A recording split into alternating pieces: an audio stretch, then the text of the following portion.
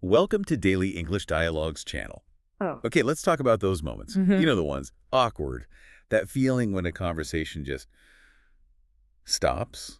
Or maybe you say completely the wrong thing. The cringe, it's universal, isn't it? I But know. how you handle it, how you navigate that conversational friction, that's often what separates, well, basic fluency from real natural sounding mastery in English. Exactly. And that's our focus today. We're not just talking grammar basics. We're going way beyond that. We're getting into advanced pragmatics, the psychology of awkwardness, and even some pretty technical linguistic stuff. Right. We want to give you the tools, the strategies, the actual language to manage those unexpected moments with, well, with conversational elan, as the outline puts it, to sound truly fluent and natural, even when things get weird. So this is a deep dive into strategy. We've pulled together insights from all sorts of places, creative writing prompts about cringe, technical linguistic analysis, social psychology tips. It's quite a mix. It really is. And the goal is to equip you, the listener, with the structural fairness, the specific vocabulary to keep conversations flowing or, recover gracefully when you inevitably stumble. We're looking at the utility of embarrassment itself, ways to handle silence like the FROG method. And crucially, those little words, discourse markers. Things like, well, right, but.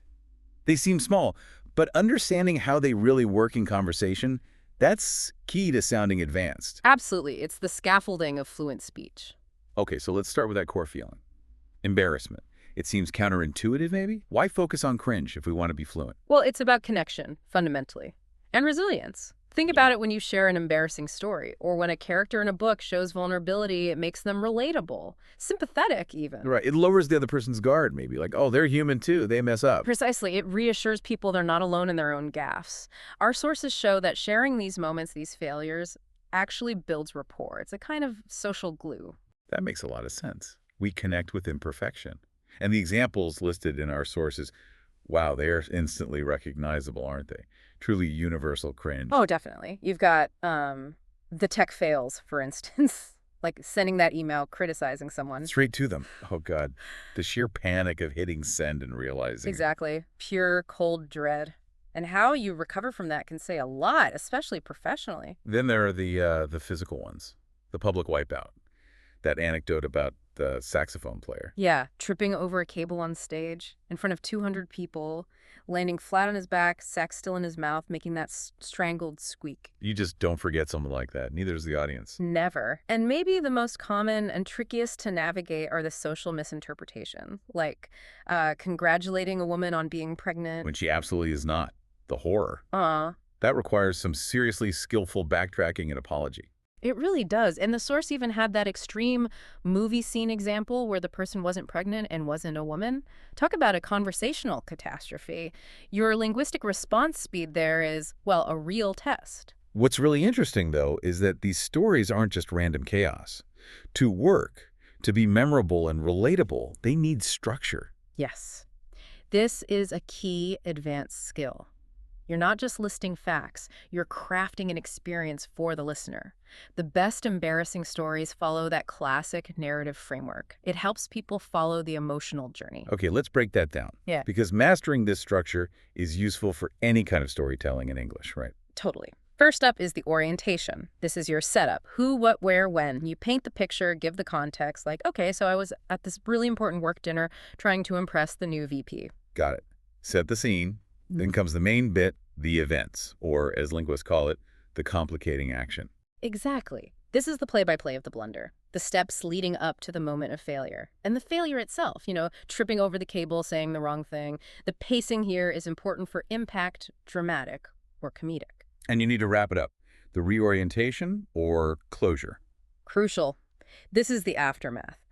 The emotional fallout, the lesson learned, maybe the lingering consequences, like that story from the comments about the person fainting during a choir solo. Oh yeah, shouting, my legs, before passing out. Right. And the reorientation was that their classmates teased them with my legs for years. That ongoing consequence makes the story stick. It closes the loop. It underlines why these stories are powerful and also why they're good practice material. They happen all the time. Remember the commenter who said they'd experienced 17 of those listed cringe moments by age 14? Yeah, it shows gaps are just part of life. Learning to frame them fluently using the structure turns potential shame into a point of connection. It's a strength, not just a failure. Okay, let's shift gears. From the embarrassing story itself to that moment when the conversation just dies. The silence stretches out. It feels like failure, doesn't it? Especially for English learners, I think keeping the ball rolling is often seen as a mark of real fluency. That perception is definitely there, yeah. But the panic it causes, that's the problem. Hmm. Real skill isn't necessarily about talking nonstop. It's about having strategies ready, knowing how to pivot smoothly when one topic runs dry. You need safe, open-ended options. And that's where that handy memory aid comes in the FROG acronym. Simple, memorable, and gives you 4 solid directions to go in without trying too much. Let's spell it out. FROG. It stands for family, recreation, occupation, and goals. Right, so family first. Usually pretty safe territory, right? Can include pets, kids, general home life. Generally, yes. People tend to be invested. Asking about family, or maybe even safer pets, often gets positive responses. But the way you ask is key. Instead of a direct, got kids, maybe try something broader, like, what kind of things take up your time outside of work these days? So it opens the door for them to mention family or hobbies or whatever without feeling put on the spot. Smart. Exactly. Then R is for recreation. Hobbies, interests, travel, games. This is often where people get really animated. Because it's stuff they actually enjoy talking about. Right. You could ask, been working on any interesting projects lately or found any great ways to unwind recently? The sources mention how powerful it is just to listen intently, even if you don't share the hobby. Like that friend listening to D&D talk. Active, interested listening is huge. Okay, then O for occupation, work. The sources warn this one can be a bit tricky. Yeah, you got to read the room. Some people love talking about their work challenges, successes. It's part of their identity. Others might feel stressed, bored, or unhappy about their job, and digging into it feels, ugh. So better questions might be about their experience, not their performance level. Good idea. Like, what's been the most surprising thing you've learned in your job recently? Or maybe, if you could tweak one thing about your daily work routine, what would it be? Keeps it focused on experience. And finally, G for goals, looking ahead. This is great for injecting some positive energy, but maybe keep it near term rather than where do you see yourself in 10 years? Which can feel like an interview question. Try something like anything you're particularly looking forward to in the next few weeks. Could be anything, a small trip, a project finishing, seeing a friend. Exactly. Keeps it light and forward-looking. But it's not just what you ask, it's how.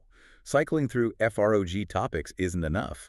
The advanced skill is in drawing the information out right. Totally. Focus on open-ended questions, the ones that need more than a yes or no. What have you been up to? Beats, had a good week every time. And crucial. Listen, don't just wait for your turn to jump in with your own story. Pick up on something they said, comment on it, ask a follow-up based on their answer. That shows you're actually engaged. Okay, but what about when a topic goes off the rails? You start talking about their weekend plans, and suddenly you're deep in a really heavy personal issue or a political rant. The dreaded rabbit hole. Yes. That requires some nimble footwork. Fluency includes knowing how to gracefully backtrack, as the source put it. You need a transition phrase that lets you steer back to safer ground without being blunt or dismissive. Give us an example. How would that sound in practice? Okay, say they're going deep on a complicated family drama. You could listen patiently for a bit, then gently interject with something like, wow, that sounds really complex. Hey, speaking of planning things, didn't you mention you were trying out that new restaurant soon? How is that? So you acknowledge what they said, but use a marker like speaking of or changing gears slightly or even just anyway to signal the shift. Exactly. Or you could say, that's a lot to navigate. Well, going back to what you were saying earlier about your garden project, how are the tomatoes coming along? You use a marker like well or but or anyway to cushion the transition back to a previous later topic. So if stumbling nervously is the beginner move, what's the ultimate pro move for handling silence itself? The pro move, honestly. Accepting that silence is okay. Real conversational confidence means you don't need to fill every single gap. Take a sip of your drink, look around thoughtfully for a second, pause to actually think of a good follow-up. So not panicking. Right. And sometimes you can even break the tension by gently acknowledging it.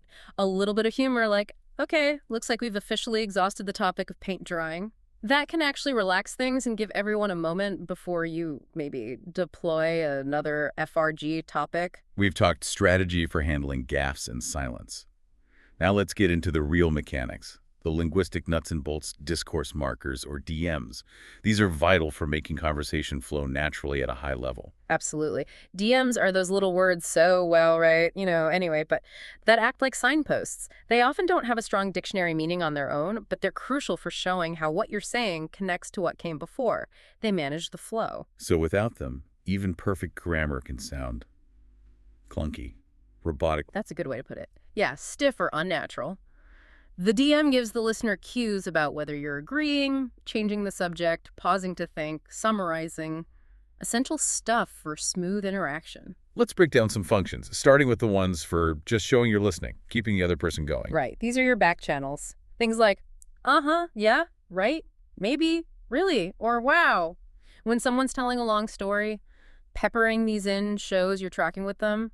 It encourages them to continue. If you don't use them, the speaker might feel like they're talking into a void. Exactly. They might pause thinking, are they even listening? It disrupts the flow. So these minimal responses are actually doing important work. Okay, moving up a level. DMs that actively manage the conversation, flow transitions, confirmations. What about right? It seems to do a lot. Right is incredibly flexible. It can seek confirmation. You went to the conference last year, right? Or it can just be a signal that you've understood or acknowledged a point. We need to finish this by 5. Right. In that second case, it's barely more than an uh-huh, just signaling, I heard you, I'm with you. Interesting. And what about ending a conversation smoothly? Nobody likes an abrupt cutoff. No, that feels rude. This is where well, or anyway, are your best friends. Starting your exit line with one of those signals prepares the other person. Well, I should probably let you get back to it, or anyway, it was great catching up, but I need to run. It softens the departure, makes it feel natural and polite. I hear wait, and used a lot when people seem to be pausing to think or maybe correct themselves. Yeah, wait, short for wait a minute, literally claims a moment of time from the other speaker. It slows things down. Wait, did you say Tuesday or Wednesday? It grabs control of the pace for clarification. And Is fantastic for creating thinking space while you're talking. yeah. It's like a little buffer. You start a sentence, realize you need to adjust, and gives you that split second. And doesn't, also kind of signal you're about to offer a correction or maybe a more honest, possibly slightly difficult opinion. Yes, absolutely. It can be a gentle warning if someone asks if you liked their presentation and it was not great, starting with, there were some really interesting points, but maybe the structure, that, softens the but that's coming. It prepares the listener. Okay, this feels like the perfect lead-in to the really advanced stuff, how well and but work in very specific ways inside longer stories, oral narratives. We need that linguistic framework here, the Lebovian model. Exactly. To really get this, you need to see how linguists break down a well-formed story. It's not just random events. There's the abstract, what the story's about, basically, the orientation, setting the scene, the complicating action, the main events, the problem, the result resolution, what happened in the end, and the coda, wrapping it up, connecting back to the present. Understanding that structure is key to seeing how DMs function within it, not just between conversational turns. So how does well operate in this narrative context? Well has some really specialized narrative jobs. First, it often signals the start of the story proper or a new episode within it. Imagine shifting from general chat to telling an anecdote. Well, let me tell you about this one time. The source mentioned Mark Twain, using it like, well, this year, Smiley had rat terriers. It marks the transition into narrative mode. Sets the stage, tells the listener, okay, story time now. Pretty much. Second, well can bridge a time gap between parts of the story. Remember the dog story anecdote? The speaker talks about shipping dogs away. Then, months later, they return. She picks up the story with, well, about 7-8 months later. The well signals that time jump, keeping the listener oriented. So it manages the timeline within the narrative structure. Right. And third, well can act as a summary in the coda. After the whole story is told, the speaker might use well to state the point or the moral. Well, I guess it just goes to show you should always double-check the address. It helps finalize the story's meaning. Okay, now for but. This one feels tricky because we usually think of but as meaning contrast. How does it work differently as an organizational marker in stories? This is where it gets really interesting. Sometimes, especially when linking the abstract to the orientation, but doesn't really signal contrast at all. It signals the next necessary piece of structural information. Remember the 50-yard dash example? Abstract. We was doing the 50-yard dash racing Okay, orientation, but we was at the pier marked off. Hang on. Racing at a pier isn't a contrast to racing. It's just where it happens. So why but? Exactly. In this specific narrative function, the but isn't about semantic contrast. It's structural. It's basically saying, okay, I told you the topic. Now here's the essential setting info you need before we proceed. It fulfills the structural requirement of providing the orientation. Its job is organizational, not adversative. Wow. Okay, that is advanced. That's the kind of subtle thing that separates native-like fluency from textbook English. What's the other narrative job for but? It's also used to signal a return to the main storyline after someone digresses or gets interrupted. Yeah. You're telling a story, someone asks a question, or you go off on a tangent, then you use but to pull it back. Like in the patched washcloths story, the speaker gets interrupted, then brings it back with, "But were you ever embarrassed, Claire?" It's like saying, okay, back to my point. Again, the primary role is getting the narrative back on track organization. Right, we have the theory, the structure, the markers. Let's apply it. Classic scenario. Yeah. You meet someone, chat, meet them again maybe 10 minutes later, and blank. You've forgotten their name. The dreaded name forgetting gaffe happens to everyone. But yes, like that Nick and Anna example in the sources, having a smooth, fluent way to handle it makes all the difference. Quick, subtle recovery is key. So first, initiating the second conversation naturally. Maybe avoid the super formal stuff. Definitely. Go for something casual like, "How's it going?" or "Hey, good to see you again," rather than a stiff, "How do you do?" It sets a more relaxed tone right away. And if Nick, in this case, anticipates the awkwardness, maybe he needs an out. We talked about those time constraint phrases. Good point.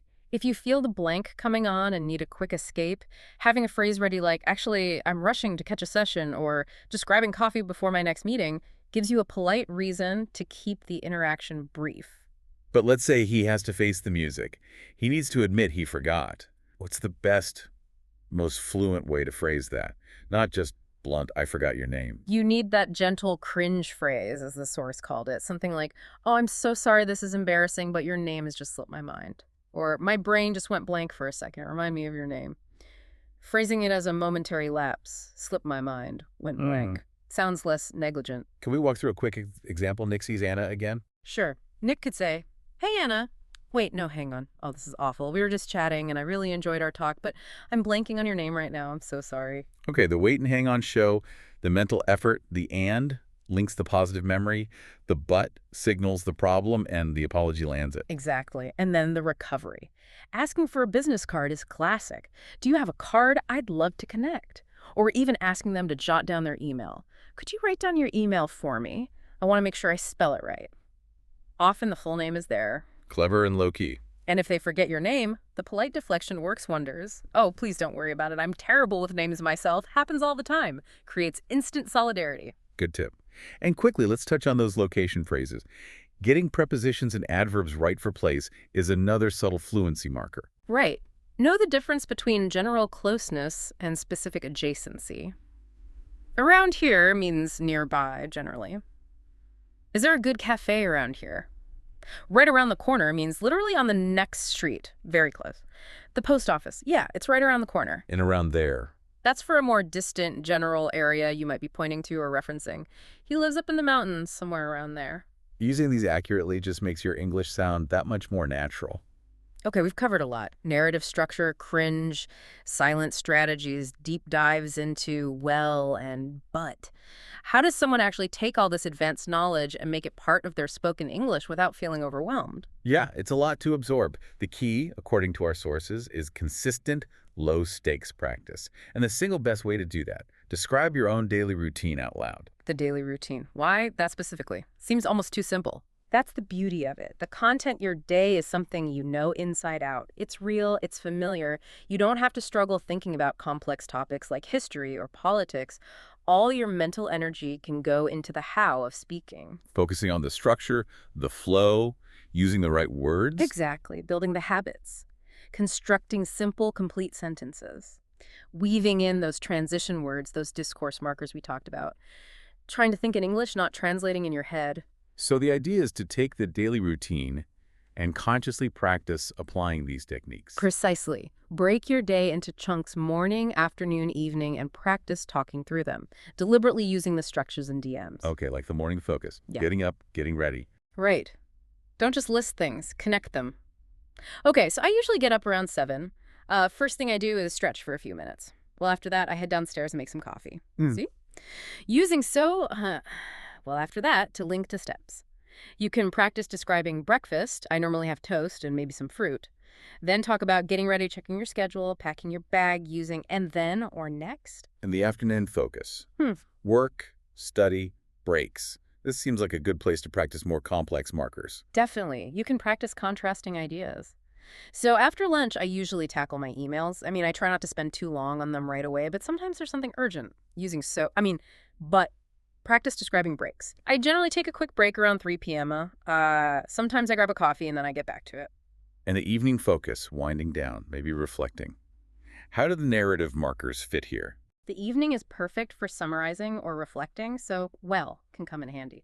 Okay, so I get home around 6:30, but I don't usually start cooking right away. I like to, relax for a bit first. Right. Using then maybe a summary thought. Well, all in all, it was a pretty productive day. Or reflecting on a feeling. Actually, I felt kind of tired this afternoon. That practice of articulating feelings links emotion to language structure. It makes sense. This kind of simple, structured daily practice sounds like the way to make these advanced DMs and strategies feel less like rules you're trying to remember and more like Yeah. just the natural way you speak. That's absolutely the goal, moving from conscious knowledge to intuitive automatic use. It's about internalizing the tools, the signposts, so you can guide your listener smoothly, handle bumps in the road, and keep your conversational momentum going, even when things feel a bit awkward. Hashtag tag outro bet. Well, this has been a really fascinating deep dive into the real architecture of fluent English conversation. We started with embarrassment, how it's not just something to avoid, but actually a tool for connection, especially when you frame it well using that narrative structure.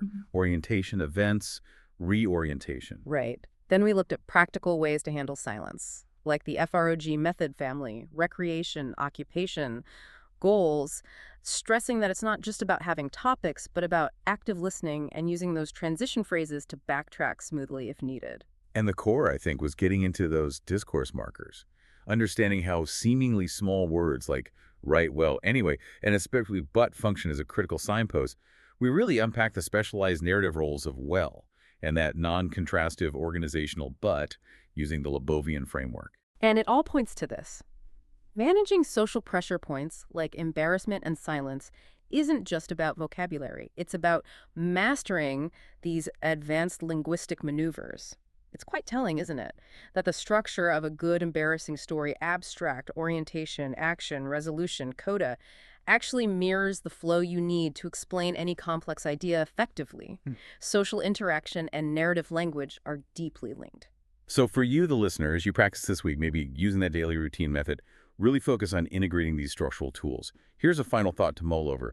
Which of those specialized narrative functions we discussed, maybe, well, bridging a time gap, or that organizational but, signaling the next structural step, which do you think will be the most challenging for you to start using consciously, but also perhaps the most rewarding once you master it? That's a great question to keep in mind. Pay attention to those linguistic signposts and conversations you hear, and start experimenting with them intentionally in your own practice. That's all for this deep dive. We hope this helps you build more fluent, more confident, and maybe slightly less awkward conversations in English.